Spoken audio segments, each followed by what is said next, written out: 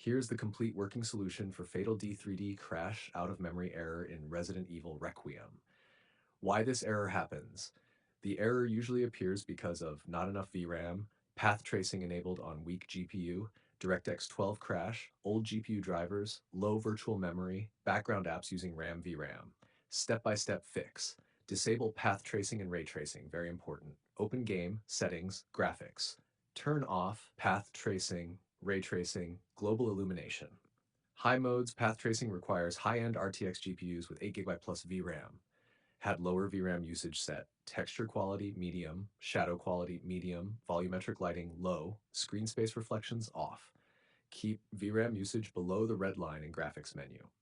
Increase virtual memory, fix out of memory. Control panel, system, advanced system settings, performance, settings, advanced virtual memory set, custom size, initial 4096 megabyte, maximum 8192 or 1122 megabyte, restart PC. This fixes most memory crash issues. Clean install GPU drivers for NVIDIA, download latest driver, choose custom clean installation for AMD, install latest Adrenaline version. Old drivers equals D3D crash, run game as administrator. Right-click game.exe, properties, compatibility, check run as administrator. Disable overlays. Turn off Steam overlay, NVIDIA overlay, MSI Afterburner, Discord overlay.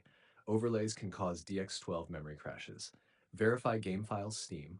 Steam, library, right-click game, properties, installed files, verify integrity. If you have 4GB GPU, if you're using GTX 1650 4GB, RTX 3050 4GB, RX 570 4GB, you must play on medium low, disable ray tracing, use FSR DLSS performance mode, otherwise crash will continue. Extra advanced fix, if still crashing, close Chrome and background apps. Set Windows power mode, high performance, update Windows to latest version.